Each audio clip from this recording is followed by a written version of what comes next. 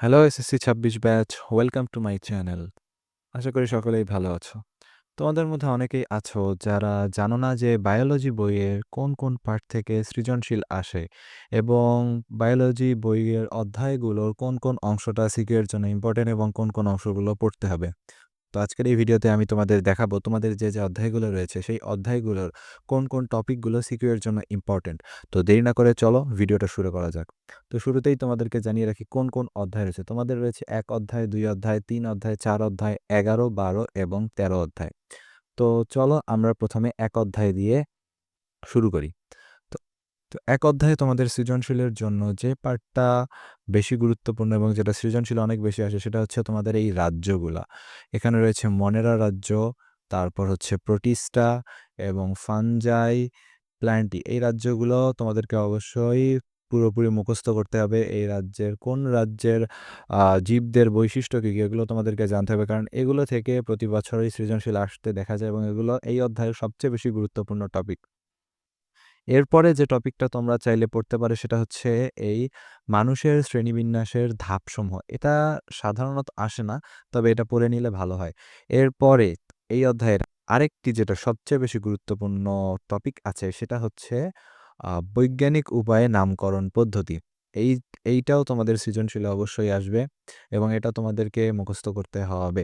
এছাড়াও এখানে যে বৈজ্ঞানিক নামগুলো দেওয়া আছে সেগুলো অবশ্যই তোমাদেরকে জানতে হবে এবং সেটা বানানসহ। তো ১ অধ্যায় হয়ে গেছে। এখন আমরা যাব ২ অধ্যায়। তো ২ অধ্যায়ের কনসেপ্ট অনেক বেশি বড়। ২ অধ্যায়টা তুলনামূলকভাবে একটা বড় অধ্যায়। তো ২ অধ্যায়ের আলোচনাটা আমরা সবার শেষে করব। এখন আমরা ৩ অধ্যায়টা আগে দেখে নেই। তো ৩ অধ্যায় হচ্ছে তোমাদের কোষ বিভাজন। এই অধ্যায় থেকেও সিকিউ প্রশ্ন আসে এবং এই অধ্যায়ের যেটা সবথেকে বেশি গুরুত্বপূর্ণ সেটা হচ্ছে এই যে মাইটোসিস কোষ বিভাজনের পর্যায়সমূহ, অর্থাৎ এই যে প্রোফেজ, তারপর হচ্ছে প্রোমেটাফেজ, দেন আছে মেটাফেজ, অ্যানাফেজ এবং টেলোফেজ। এই ধাপগুলো অবশ্যই তোমাদেরকে মুখস্থ করতে হবে। এই ধাপগুলো চিত্রসহ তোমাদের পরীক্ষায় আসতে পারে। সো এগুলো অনেক বেশি ইম্পোর্টেন্ট। তোমাদেরকে অবশ্যই এই চিত্রটা মনে রাখতে হবে। ৩ অধ্যায়ের এটাই আছে। এছাড়াও তোমরা এখানে দেখতে পারো হচ্ছে মাইটোসিসের গুরুত্ব। মাইটোসিসের গুরুত্ব থেকেও আসে। এখান থেকে হচ্ছে ক্যান্সার কিভাবে হয়, ক্যান্সার কোষ আক্রান্ত হলে কি হয়, এছাড়াও মাইটোসিসের গুরুত্ব। এছাড়াও তোমরা এখান থেকে পড়তে পারো মিয়োসিস, এটাও তোমাদের পরীক্ষার সিকিউর এর জন্য অনেক বেশি গুরুত্বপূর্ণ। সো ৩ অধ্যায়ের এই কয়টা টপিক পড়লেই হয়ে যাবে। এরপর হচ্ছে তোমাদের ৪ অধ্যায়। ৪ অধ্যায়ে তোমাদের যেটা সিকিউ এর জন্য সবথেকে বেশি গুরুত্বপূর্ণ, তার মধ্যে রয়েছে আলোক নির্ভর পর্যায়। এইটা অবশ্যই তোমাদেরকে মুখস্থ করতে হবে। আলোক নির্ভর পর্যায় মুখস্থ করার পর তোমরা যেটা পড়বা সেটা হচ্ছে জীবজগতের সালোক সংশ্লেষণের গুরুত্ব। এটাও মোটামুটিভাবে অনেক বেশি ইম্পোর্টেন্ট। তোমরা এটাও পড়ে যেতে পারো। এছাড়াও ৪ অধ্যায়ের যে টপিকটা তোমাদেরকে অবশ্যই পড়তে হবে, যেটা সবথেকে বেশি গুরুত্বপূর্ণ ৪ অধ্যায়, সেটা হচ্ছে এই সবাত শ্বসনের সংক্ষিপ্ত বর্ণনা। এই ছকটা। এই ছকটা অবশ্যই তোমাদেরকে মুখস্থ করতে হবে। এই ছকে কোন ধাপে কি হয়, কোথায় কত অণু কার্বন ডাই অক্সাইড নির্গমন হয়, এগুলো তোমাদেরকে অবশ্যই জানতে হবে এবং এইটার ব্যাখ্যাই হচ্ছে মূলত এই পরের এই পেজটা। যদি তোমরা ছকটা ভালোভাবে পড়তে পারো তাহলে এখান থেকে তোমাদেরকে তেমন কিছুই মুখস্থ করতে হবে না। কিন্তু এই পার্টটা সৃজনশীলের জন্য অনেক বেশি গুরুত্বপূর্ণ। এখানে মূলত এই ছকটা যেটা রয়েছে এইটার মূলত ব্যাখ্যা করা হয়েছে এখানে। এই যে ধাপ ১ এ গ্লাইকোলাইসিস, এরপর অ্যাসিটাইল কোয়ে সৃষ্টি, মানে কোন ধাপে কি হয় সেটাই এখানে ব্যাখ্যা করা হয়েছে। এবং এরপর রয়েছে এই ছকটা। এই ছকটাও অনেক বেশি গুরুত্বপূর্ণ। এখানে কোন ধাপে কত অণু এটিপি উৎপন্ন হয় এটা তোমাদেরকে অবশ্যই জানতে হবে। মোটামুটি এই কয়টা টপিক পড়লেই ৪ অধ্যায় সিকিউ তোমাদের কমপ্লিট হয়ে যাবে। এরপরে তোমাদের রয়েছে ১১ অধ্যায়, অর্থাৎ জীবের প্রজনন। এটা বায়োলজির জন্য আরেকটা অনেক বেশি গুরুত্বপূর্ণ অধ্যায়। সো এই অধ্যায়ের তোমরা সিকিউ এর জন্য যে টপিকগুলো পড়বে তার মধ্যে রয়েছে এই ফুলের বিভিন্ন অংশ। এগুলো তোমাদেরকে অবশ্যই মুখস্থ করতে হবে। এর মধ্যে পুংস্তবক অনেক বেশি গুরুত্বপূর্ণ এবং স্ত্রীস্তবকও অনেক বেশি গুরুত্বপূর্ণ। এই ২ টা থেকেই প্রতি বছর প্রশ্ন আসে। এছাড়াও এখানে যে টপিক গুরুত্বপূর্ণ তার মধ্যে রয়েছে স্বপরাগায়ন। স্বপরাগায়নের উপকারী দিক, অপকারী দিক, এইটা পরপরাগায়নের উপকারী দিক, অপকারী দিক, এগুলো সিকিউ প্রশ্নে প্রতি বছরই আসে। তো এগুলো তোমাদেরকে অবশ্যই মুখস্থ করতে হবে। এছাড়াও এই অধ্যায়ের আরেকটা অনেক বেশি গুরুত্বপূর্ণ হচ্ছে এই পুং গামাফাইটের উৎপত্তি এবং এটা অবশ্যই চিত্রসহ। তোমাদেরকে অবশ্যই এই চিত্রগুলো মুখস্থ করতে হবে। যদি তোমরা চিত্র কিভাবে আঁকবো সেটা না পারো তাহলে অবশ্যই কমেন্ট করো। আমি চিত্র আঁকা নিয়েও ভিডিও নিয়ে আসতে যাচ্ছি সামনে অনেক তাড়াতাড়ি। তো এরপরে রয়েছে স্ত্রী গামাফাইটের উৎপত্তি। এটাও চিত্রসহ সৃজনশীলে আসতে দেখা যায়। এই অধ্যায়ের মধ্যে এই যে পুং গামাফাইটের উৎপত্তি এবং স্ত্রী গামাফাইটের উৎপত্তি, এই টপিক ২ টা তোমরা সৃজনশীলে অবশ্যই পাবা। এটা তোমরা মোটামুটি ধরে নিতে পারো।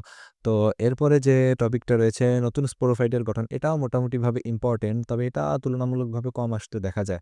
এরপর রয়েছে প্রাণীর প্রজনন। প্রাণীর প্রজননের মধ্যে তোমাদের যে বিষয়টা পড়তে হবে সেটা হচ্ছে এই বিভিন্ন ধরনের গ্রন্থির কাজ কি, কি? এটাও সৃজনশীলে আসে। এছাড়াও এখানে তোমাদেরকে পড়তে হবে অমরা। অমরা সম্পর্কে। অমরা কি? অনেক সময় বলা হয় অমরা কি? এটা ব্যাখ্যা করো। সো অমরার ব্যাখ্যাটা তোমরা এখান থেকে পড়ে নিবে এবং এটা তোমাদের সিকিউর অনেক বেশি গুরুত্বপূর্ণ। তারপরে এখানে তেমন কিছু আসে না। এইডস সাধারণত আসতে দেখা যায় না। তবে তোমরা এখান থেকে একটা বেসিক ধারণা নিতে পারো যে কেন এইডস হয়, এইডস হওয়ার কারণ এবং এইডস হলে কি, কি লক্ষণ দেখা যায়, এগুলো তোমরা রিডিং পড়ে যেতে পারো। এটা তেমন কোনো ইম্পোর্টেন্ট না। সো ১১ অধ্যায়ের পরে আসছে হচ্ছে ১২ অধ্যায়। ১২ অধ্যায়ও একটা গুরুত্বপূর্ণ অধ্যায় এবং ১২ অধ্যায়ের মধ্যে যেটা সবথেকে বেশি গুরুত্বপূর্ণ সেটা হচ্ছে তোমাদের এই ডিএনএ। ডিএনএ এর ব্যাখ্যাটা। ডিএনএ এর ব্যাখ্যাটা তোমরা অবশ্যই এখান থেকে পড়ে যাবে। কারণ ১২ অধ্যায় সৃজনশীল মানেই তোমাদের কাছে ডিএনএ এর ব্যাখ্যা চাবে এবং ডিএনএ অনুলেপন প্রক্রিয়াটা চাবে। সেটা তোমাদেরকে পরবর্তীতে দেখাচ্ছি। এরপর রয়েছে আরএনএ। আরএনএটাও তোমরা মুখস্থ করে যাবে। এটাও অনেক বেশি গুরুত্বপূর্ণ। এখানে আরেকটা টপিক রয়েছে সেটা হচ্ছে মেন্ডেলের পরীক্ষা। এই মেন্ডেলের পরীক্ষাটা তোমরা যেকোনো গাইড বইয়ে পেয়ে যাবে। সেখান থেকে তোমরা অবশ্যই এটা পড়ে নিবে। এটা গাইড বইয়ে তোমরা সৃজনশীল আকারে পেয়ে যাবে, সেটা অবশ্যই পড়ে নিবে। এরপর রয়েছে ডিএনএ অনুলিপন প্রক্রিয়া। এটাও সিকিউ এর জন্য অনেক বেশি গুরুত্বপূর্ণ এবং এটা থেকেও সিকিউ প্রশ্ন আসতে দেখা যায়। এখানে তোমাদের ডিএনএ অনুলিপন প্রক্রিয়াটা ব্যাখ্যা করতে হবে এবং অবশ্যই এটার চিত্র দিতে হবে। চিত্র না দিলে তোমরা সিকিউ এ ভালো নাম্বার পাবা না। তো এরপরে ডিএনএ টেস্ট। এই ডিএনএ টেস্টটাও তোমরা পড়ে যাবে। ডিএনএ টেস্টটাও এই অধ্যায়ের একটা গুরুত্বপূর্ণ টপিক। তারপর রয়েছে মানুষের লিঙ্গ নির্ধারণ। এটাও অনেক বেশি গুরুত্বপূর্ণ একটা টপিক। এটা থেকেও প্রতি বছর সিকিউ এ প্রশ্ন আসে। তো এটা তোমরা অবশ্যই মুখস্থ করে যাবে। এরপরে রয়েছে কালার ব্লাইন্ডনেস। এই টপিকটাও তোমরা পড়ে যাবে। এটাও তোমাদের সিকিউ এর জন্য অনেক বেশি গুরুত্বপূর্ণ। তারপর রয়েছে থ্যালাসেমিয়া। থ্যালাসেমিয়া থেকে সাধারণত কম প্রশ্ন আসে। তাও এটা তোমরা একবার রিডিং পড়ে যাবে যে কিভাবে থ্যালাসেমিয়া হয়, থ্যালাসেমিয়া হলে কি, কি হয়, এবং কত ভাগ সুস্থ এবং কত ভাগ অসুস্থ শিশু জন্মায়। এই বিষয়টা তোমরা অবশ্যই এখান থেকে পড়ে নিবে। এরপর এখানে আর তেমন সিকিউ এ আসার মতো এরপরে আর কিছু নেই। তো এরপরে আমরা যাব ১৩ অধ্যায়ে। ১৩ অধ্যায় হচ্ছে জীবের পরিবেশ। ১৩ অধ্যায়ের মধ্যেও থেকে তুলনামূলক সিকিউ কম আসে এবং এখান থেকে যদি সিকিউ আসে তাহলে যে বিষয়টা থেকে সিকিউ আসতে পারে তার মধ্যে রয়েছে পুকুরের বাস্তুতন্ত্র। এটা হচ্ছে ১৩ অধ্যায়ের একটা গুরুত্বপূর্ণ অংশ সিকিউ এর জন্য। এখান থেকে তোমাদের এই যে উৎপাদক, তারপর ১ম স্তরের খাদক, ২য় স্তরের খাদক, ৩য় স্তরের খাদক এবং বিয়োজক, এই বিষয়টা তোমরা অবশ্যই মুখস্থ করে নিবে। আ এরপরে রয়েছে খাদ্য শৃঙ্খল। তোমাদেরকে অবশ্যই খাদ্য শৃঙ্খলের ব্যাখ্যা সম্পর্কে জানতে হবে। খাদ্য শৃঙ্খল কিভাবে ব্যাখ্যা করা লাগে এই বিষয়টা তোমরা এখান থেকে পড়ে নিবে। এরপরে এই অধ্যায়ে আর তেমন কিছু সিকিউ এর জন্য ইম্পোর্টেন্ট না। তো চলো এবার আমরা ২ অধ্যায়ে ফিরে যাই। তো ২ অধ্যায় বায়োলজি বইয়ের একটা বড় অধ্যায় এবং এইটা অনেকেই পড়তে চায় না। তো আজকে আমি তোমাদেরকে দেখাবো ২ অধ্যায়ের সিকিউ এর জন্য কোন, কোন টপিকগুলো ইম্পোর্টেন্ট। এটা পড়লে তোমরা অনেক সহজেই এই অধ্যায়টা শেষ করে ফেলতে পারবা। তো ২ অধ্যায়ে সিকিউ প্রশ্নের জন্য যেটা গুরুত্বপূর্ণ তার মধ্যে ১ম এ রয়েছে মাইটোকন্ড্রিয়া। মাইটোকন্ড্রিয়ার ব্যাখ্যাটা তোমাদেরকে মুখস্থ করতে হবে। অবশ্যই এটা তোমাদেরকে চিত্রসহ মুখস্থ করতে হবে। এরপর রয়েছে প্লাস্টিড। প্লাস্টিডের মধ্যে ক্লোরোপ্লাস্ট, ক্রোমোপ্লাস্ট এবং লিউকোপ্লাস্ট, এই ৩ টা প্লাস্টিড সম্পর্কে তোমাদেরকে মুখস্থ করতে হবে। এরপরে এখানে যেটা সৃজনশীলের জন্য গুরুত্বপূর্ণ তার মধ্যে রয়েছে এই সেন্ট্রোজোম। সেন্ট্রোজোম সম্পর্কে তোমরা অবশ্যই জেনে যাবে। এরপর রয়েছে নিউক্লিয়াস। নিউক্লিয়াস সম্পর্কে তোমরা মোটামুটি একটা ধারণা নিয়ে যেতে পারো যাতে সিকিউ এ আসলে তোমরা লিখতে পারো। আ এছাড়াও এখানে এই অধ্যায়ের আর যে গুরুত্বপূর্ণ টপিক রয়েছে তার মধ্যে হচ্ছে প্যারেনকাইমা এবং কোলেনকাইমা। অনেক সময় এগুলোর ব্যাখ্যা চায়। তো এগুলো তোমরা অবশ্যই মুখস্থ করে যাবা। তারপরে রয়েছে জটিল টিস্যুর মধ্যে ট্রাকিড, তারপর ভেসেল। মোটামুটি এই ২ টা টপিকই সিকিউ এর মধ্যে বেশি আসে। জাইলেম প্যারেনকাইমা এবং জাইলেম ফাইবার এগুলো তুলনামূলকভাবে কম আসে। তো তোমরা মূলত এই ট্রাকিড এবং ভেসেল এবং এগুলোর চিত্র, আমি আবারও বলতেছি বায়োলজিতে তোমাদের হচ্ছে চিত্র অনেক বেশি গুরুত্বপূর্ণ। তোমরা এই চিত্রগুলো অবশ্যই মনে রাখবা। এরপরে রয়েছে ফ্লোরেম। ফ্লোরেম থেকেও তুলনামূলকভাবে আসে না। তো তবে তোমরা এখান থেকে সিভ কোষ এবং সঙ্গী কোষ এই সম্পর্কে মুখস্থ করে যেতে পারো। এরপর রয়েছে প্রাণী টিস্যু।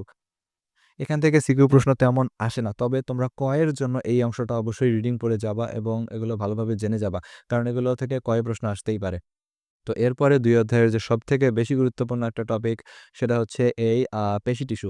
পেশি টিস্যুর মধ্যে তোমাদেরকে ঐচ্ছিক পেশি, অনৈচ্ছিক পেশি কার্ডিয়াক পেশি এই পার্টটা অবশ্যই মুখস্থ করে যেতে হবে। কারণ এগুলোর ব্যাখ্যা অনেক সময় চায় এবং সেটা হচ্ছে চিত্রসহ। তোমরা ওটা চিত্রসহ পড়ে যাবা। এরপরে ২ অধ্যায়ের সর্বশেষ যে গুরুত্বপূর্ণ টপিকটা আছে সেটা হচ্ছে স্নায়ু টিস্যু। অনেক সময় তোমাদেরকে সিকিউএ স্নায়ু টিস্যুর ব্যাখ্যা চাবে। তো এটা অবশ্যই তোমরা মুখস্থ করে যাবা।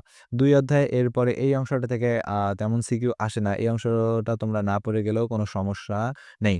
তো এই ছিল বায়োলজির আজকের তোমাদের জন্য সিকিউ সাজেশন। এখানে আমি তোমাদেরকে একটা বেসিক ধারণা দিয়েছি যে কোন টপিকগুলো তোমাদেরকে অবশ্যই পড়তে হবে এবং তোমরা যদি এই সম্পর্কে ডিটেইলড কোনো ভিডিও চাও, প্রত্যেকটা অধ্যায়ের ডিটেইলড ভিডিও, তাহলে অবশ্যই কমেন্ট করো। তো আজকের জন্য এটুকুই। দেখা হবে পরবর্তী কোনো টপিক নিয়ে তোমাদের সামনে আমি আসবো।